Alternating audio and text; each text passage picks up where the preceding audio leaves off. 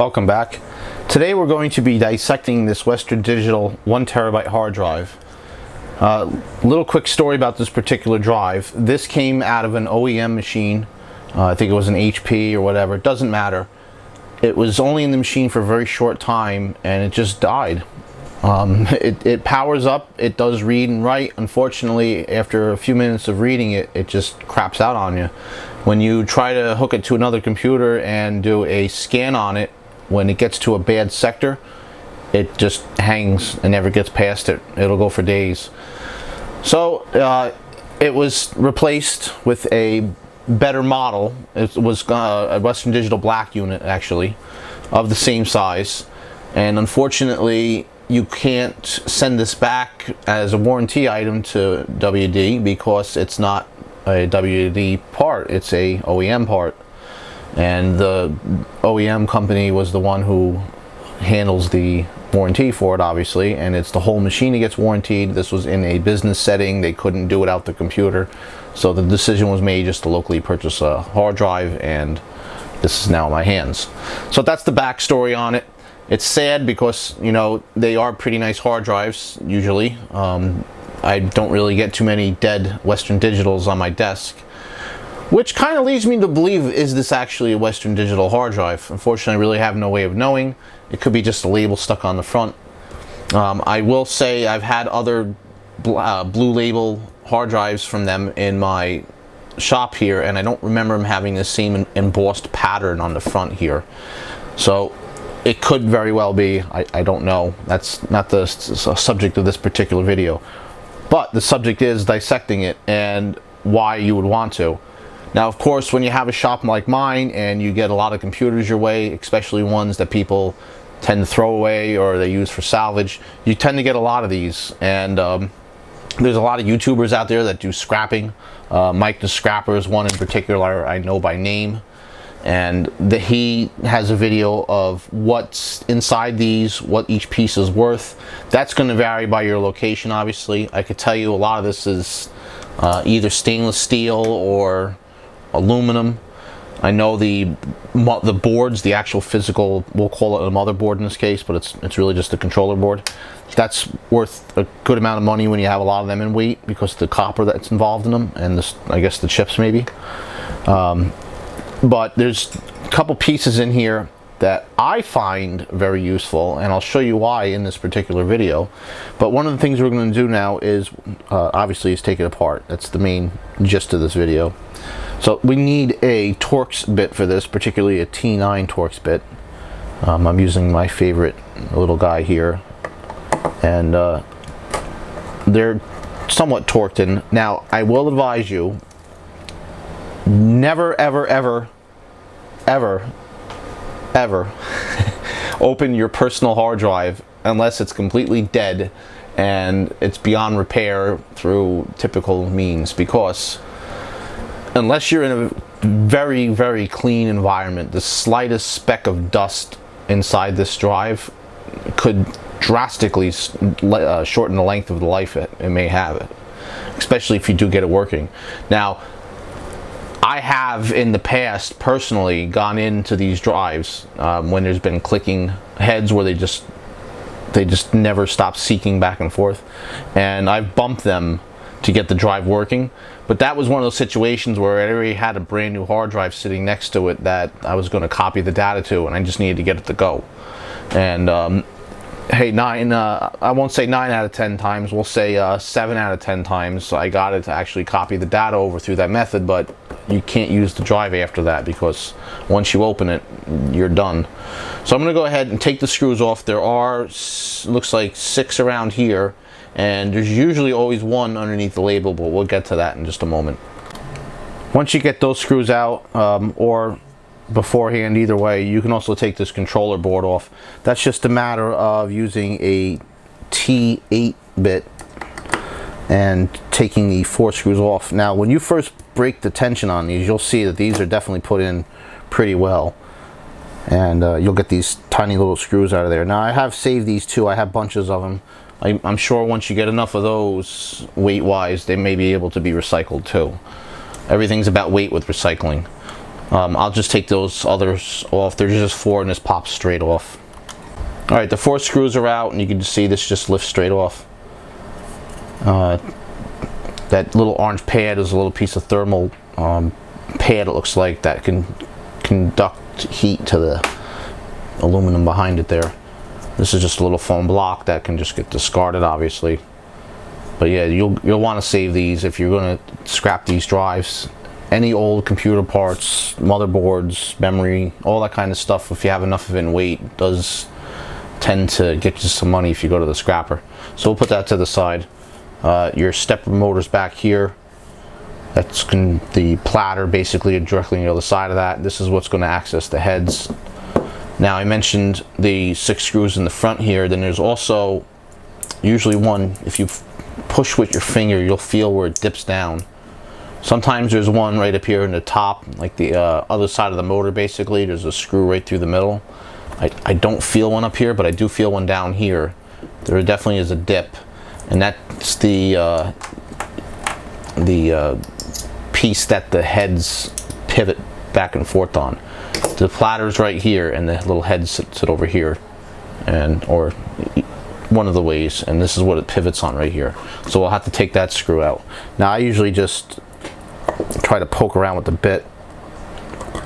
It should be the same size as the other screws that are on the top, if there is indeed a screw here. Sometimes you can just find it. Other times you have to kind of just go around and break the seal. Once you do this, by the way, you avoid your warranty, but again, this didn't have one anyway. Let me go dig this out. It was just a matter of pulling the label back. You can pop that. Yeah, as like you said, right there, you can feel the torque that they put down on this. You really have to give it some tension by hand to get it out. And then usually these lids are sealed in, so you have to pry it off, or just pop it. And this is what I mean about it being sealed. And there you go. And I love how shiny this is. That's a perfect mirror. And by the way, this is 1 terabyte. And it looks like there is only 1 platter in this. So, oh, wow. Now, I'm kind of giggling. If you don't know hard drives, and I'm not going to get technical here. I'm just going to say it like this. You have your platter. You have your heads. The heads are double-sided, so it's reading both sides of this platter. Obviously, the side you're looking at, directly on the other side. And we could tell it's 1 platter because you could see it. Now think of records. You're playing both sides of the record at the same time with this kind of a thing. You got to think of it like that. But this head moves back and forth anywhere it wants. There's tracks in here, and the data is split up along all those tracks. Now, this is, like I said, a 1 terabyte drive. That's 1,024 gigabytes of memory.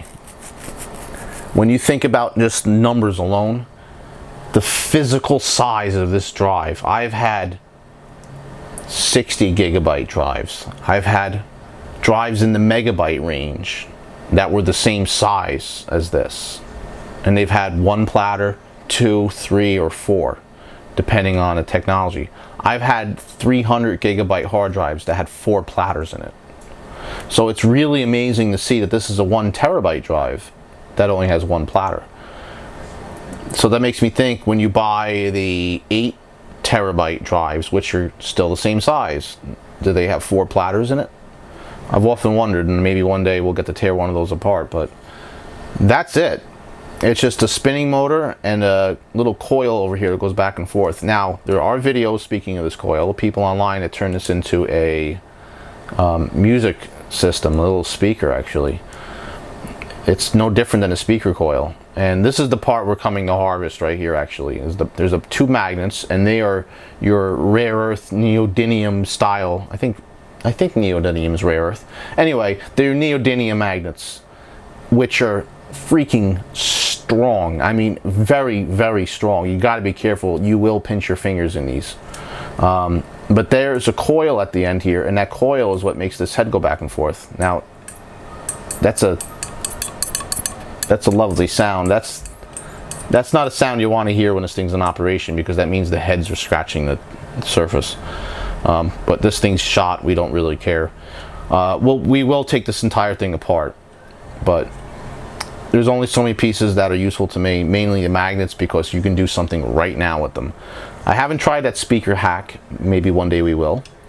But right now, we just want that. I have a bunch of hard drives lying around anyway. I just, for the sake of the video, wanted to do the 1 terabyte. Oh, by the way, yeah, you can hear the heft. This has got some weight to it. This is all aluminum. All these pieces are aluminum. I'm not sure what the heads are made out of. I mean, the actual platter. Some people say they're made out of glass. Sometimes if you just drop them on the floor, they just shatter. Other people say it's another material. Sometimes they don't shatter. It depends on what the actual substrate is, I guess you could say. I'm not sure. It's obviously magnetic, but they're not magnetic. I don't remember being able to stick a magnet directly to it, but obviously the surface that's on here is magnetic because that's what the heads use to read back and forth. And by the way, speaking of magnets, you may be wondering, well, there's these giant neodymium magnets right here making this head move in and out. Why doesn't that affect the data? It's because they're shielded. This metal around it basically shields the output of this. So this side here, it's not magnetic at all. If I did this to the other side, it would stick greatly. So I'll yank those out. It's just a couple Torx screws, and we'll come back to the rest of that in a second. All right, I got the screws out, and I got a little flathead screwdriver here, and I'm just going to show you how much tension's on this. Now I'm just using the outside edge here to pry this up, and that's just tension holding that on there. See, now this is actually unique because most of the ones I've ever gone into had a magnet on both sides. This one only has a magnet on the bottom half, which is very interesting. So this is just a shielding piece on top. But you can see inside, there's those coils I mentioned. And like I said, they're not much different than a speaker coil. So there is a little bit more to taking this out now. I do have to actually get this head piece out. I may have to disconnect the rest of the screws in here, as I see. The ones over here, they're holding in the connector here, which is just the board to cable connector, if you will. There's a few around this centerpiece here, and that's just holding on spacers that's keeping this platter in place. And that's fundamentally it. So I'm going to take the rest of the screws out, whatever's left, and we'll see how we can get this other piece out so we can get it out the way.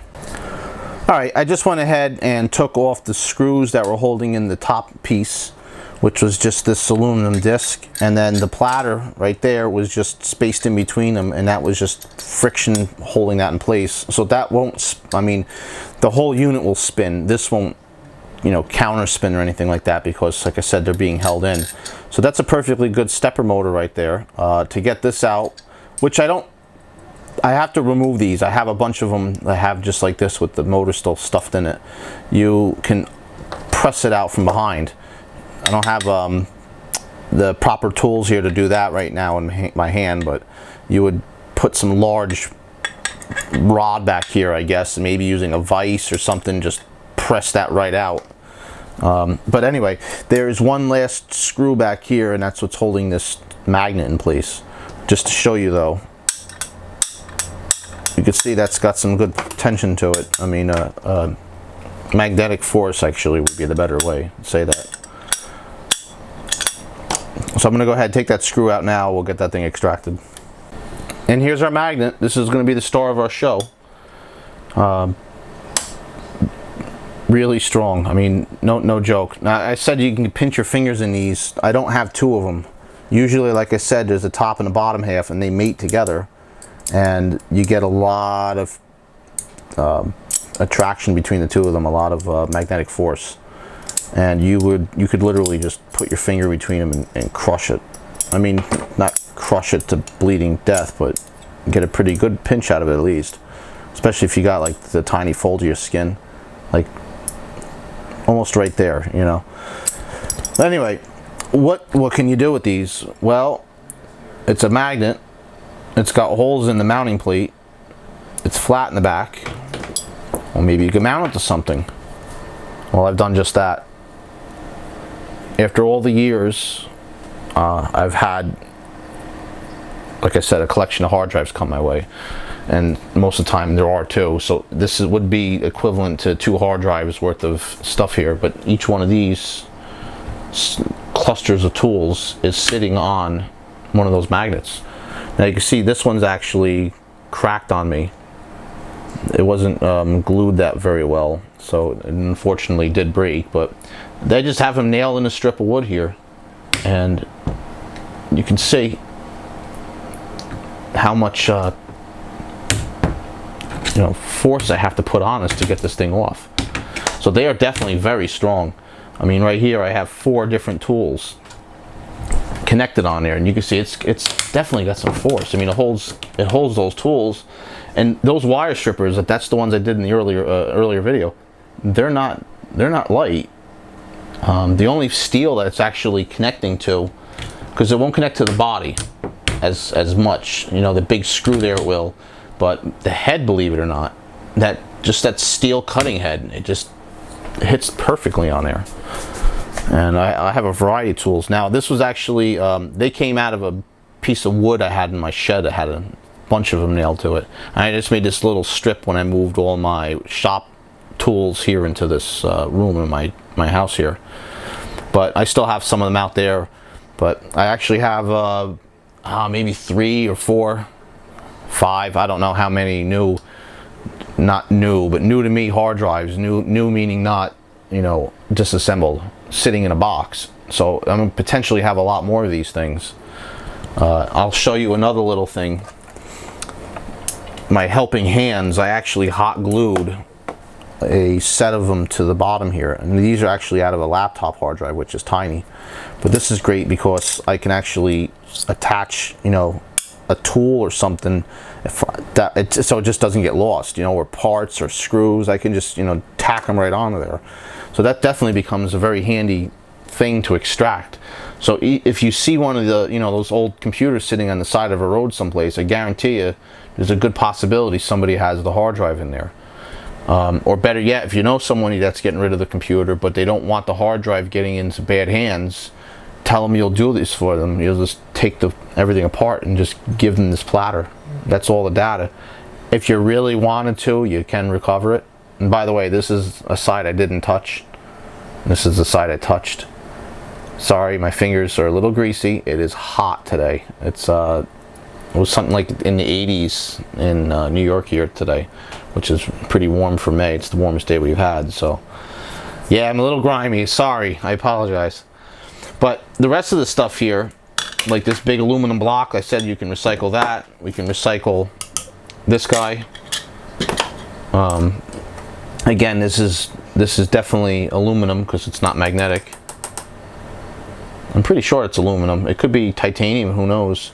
But your scrapyard, if you have a good scrapyard nearby, I'm sure they can identify that for you. Or you could use it for something. I mean, look at the pattern in that. I'm sure you could use this for some kind of a steampunk thing. Maybe you'll take some bronze paint, it'll look like it's a bronze gear or something. Who knows? Makes a hell of a noise when you drop it on the floor, though, I tell you what. These things too, I don't advise doing it, but you could probably sharpen the edge up and use them as a throwing disc. That'd probably be pretty fun. I know somebody took a handful of these off me and they tied a little string to it and they made a little device, I guess you could say, that would shake in the wind and scare away any predators to their garden, and it seemed like that worked pretty well. We shot a couple pellet guns at distance at them, and that's a kind of a cool effect, but not something I advise because you could shoot your eye out. Same thing, these guys here, if you strip out, there's that copper. This is a strange color, but yeah, this is a copper wire here that you can, again, if you have enough of them harvested and other pieces of copper, you can make the money on the copper too. But again, this was just the surface of this video, just to mention this stuff's possible. If I find the Mike the Scrapper video that I found a while back about what these pieces could potentially be worth in bulk, I will put that down in the description below. I don't really have anything else more to say in this particular video. So with that, thanks for watching. If you're not a subscriber already, I'd appreciate it if you do subscribe. That helps me grow my channel. I haven't said that in the last couple of videos, so I hope people do actually subscribe. And I didn't mention it actually in the last video, I will now, but we're actually over 200 subscribers now, speaking of subscribers.